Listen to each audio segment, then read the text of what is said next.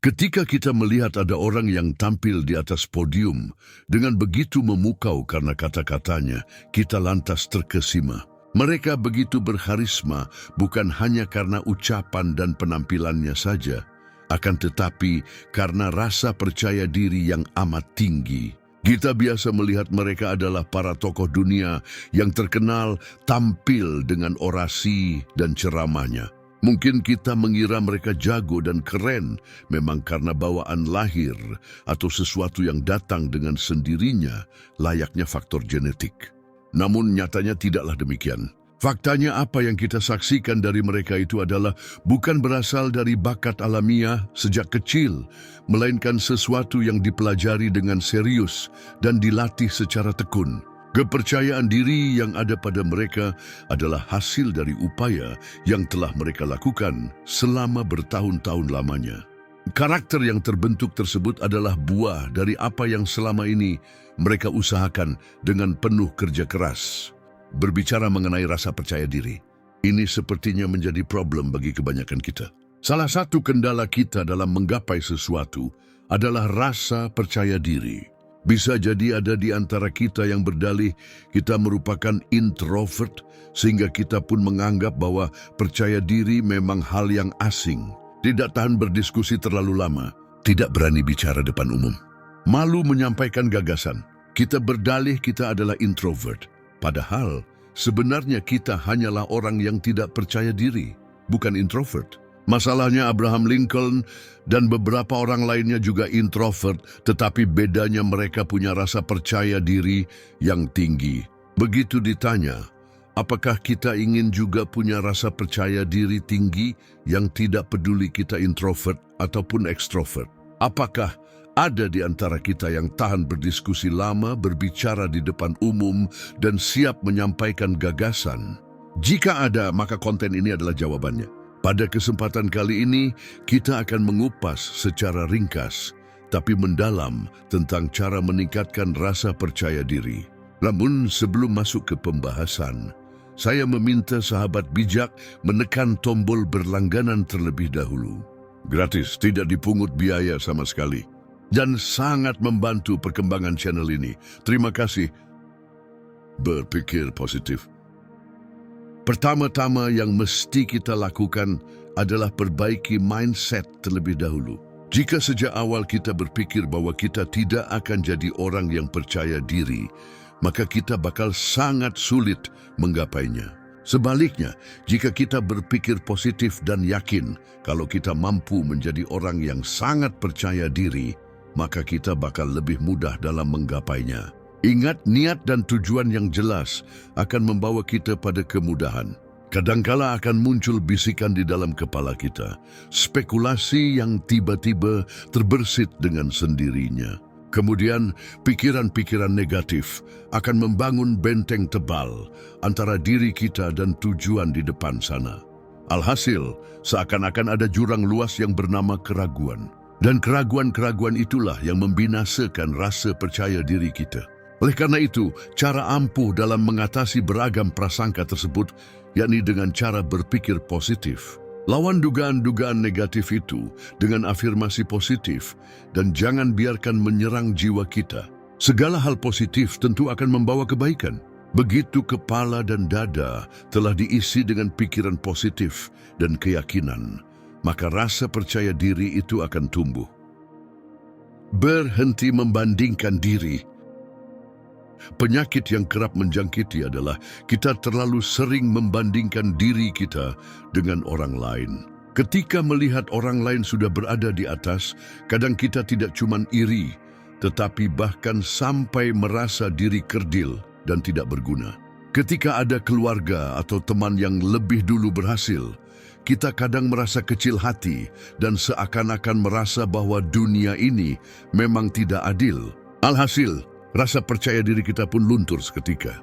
Kita merasa tidak bernilai saat melihat kondisi kita sekarang jika dibandingkan dengan orang-orang di luar sana. Kerja keras yang kita lakukan tidak berarti ketika dibandingkan dengan pencapaian mereka yang telah terbukti. Alih-alih ingin menjadikan keberhasilan orang lain sebagai motivasi, itu justru menyiksa diri.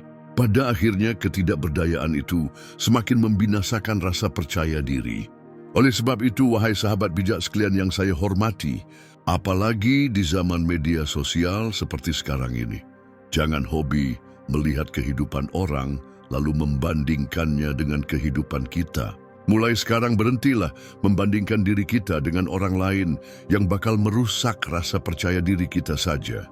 Akan tetapi, bandingkanlah diri kita hari ini dengan diri kita di hari kemarin. Jika ada perubahan baik meski sedikit, maka kita harus bersyukur.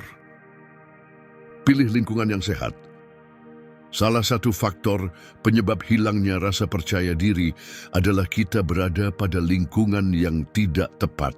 Di saat kita jatuh dan terpuruk, mereka bukannya memberikan motivasi dan semangat, mereka justru semakin membuat kita terbenam. Kita masih berusaha saja, mereka tidak mau membantu. Lantas bagaimana kalau kita berhasil? Mereka pasti iri. Dan ketika iri sudah menjadi benci, mereka akan jauh lebih jahat dari sebelumnya guna menjatuhkan kita. Itu namanya lingkungan toksik. Di dalamnya akan ada satu atau beberapa orang jahat yang sengaja atau tidak sengaja ingin menjatuhkan kita. Pujian mereka palsu, kritik mereka tajam, dan umpatan mereka amat menyakitkan. Ketika mereka para toksik itu melihat usaha dan hasil kita, mereka cuma tersenyum pahit dengan memperlihatkan wajah ketus. Alhasil, rasa percaya diri kita akan semakin pudar. Maka dari itu, wahai sahabat bijak sekalian, jika ingin menjaga dan menumbuhkan rasa percaya diri, maka jauhilah lingkungan toksik yang membahayakan. Sebagai gantinya, cari dan pilihlah lingkungan yang sehat dan positif, yang di dalamnya terdapat orang-orang yang akan membantu dan memotivasi kita. Rasa percaya diri akan tumbuh jika bersama-sama orang baik yang terus mendukung kita. Tidak malu bicara. Ketika kita melihat seseorang berbicara di hadapan banyak pemirsa dan tampak mengagumkan, apa lantas kemampuan bicara dan rasa percaya diri orang tersebut merupakan bawaan lahir? Tentu saja bukan. Itu adalah hasil dari latihan dan pengulangan. Steve Jobs dan beberapa orang lainnya bisa menjadi contoh nyata. Rasa percaya diri itu bukan faktor keturunan, melainkan sesuatu yang dihasilkan dari kebiasaan berulang. Ada tabir besar dan gelap bernama malu yang membuat kita tidak mau bicara, baik di dalam sebuah diskusi maupun tampil di depan umum. Meskipun malu adalah sifat terpuji, tetapi ketika digunakan pada momen yang kurang pas, maka akan mengacaukan hari kita. Malu secara berlebihan adalah penyakit yang kerap menjangkiti setiap kita. Dan pada akhirnya rasa percaya diri itu akan luntur sehingga kita semakin tak mau bicara. Oleh karena itu, tempatkanlah malu memang pada tempatnya. Seperti malu berbuat dosa, malu kalau membuka aurat, malu berhutang, malu bakal menyusahkan. Intinya malulah dalam perkara negatif.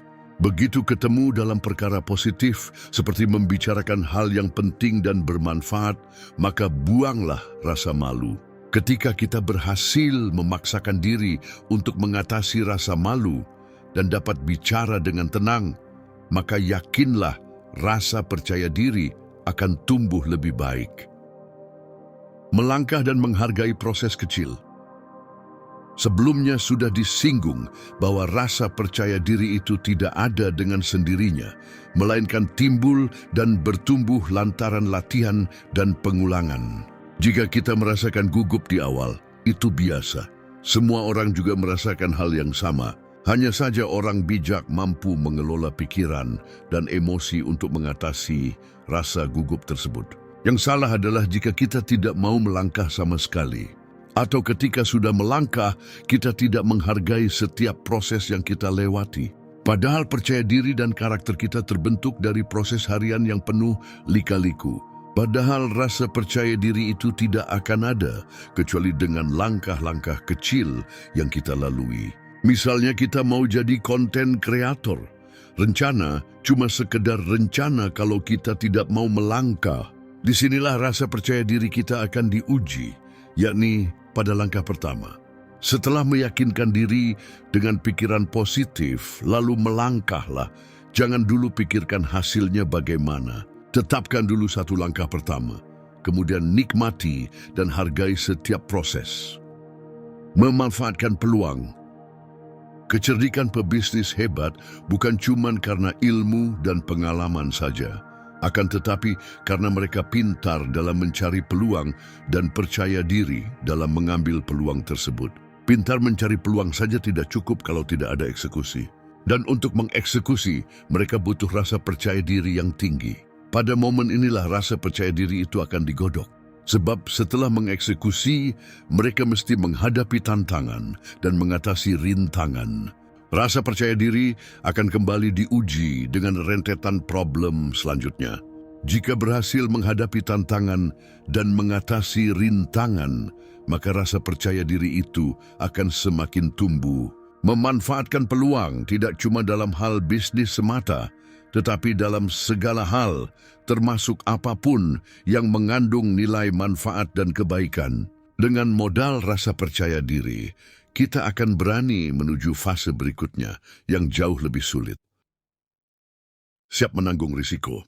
Ketika kita berada pada fase yang jauh lebih sulit, saat itu kita akan menghadapi beragam konsekuensi dan risiko. Kita bakal menemukan bahaya dan dampak buruk begitu melangkah lebih jauh. Khawatir salah langkah, takut gagal, dan sejumlah ancaman lainnya. Dan semua itu bisa saja menggugurkan rasa percaya diri kita. Hanya saja, kita tidak perlu khawatir sebab kita sudah bermodal rasa percaya diri sebelumnya. Kita pasti akan diuji. Rasa percaya diri kita pasti akan digoyangkan oleh beragam halangan. Akan tetapi, dengan bermodalkan rasa percaya diri tadi, kita harus siap melakukan segalanya. Berani gagal. Jangan terlalu mengkhawatirkan masa depan yang belum pasti.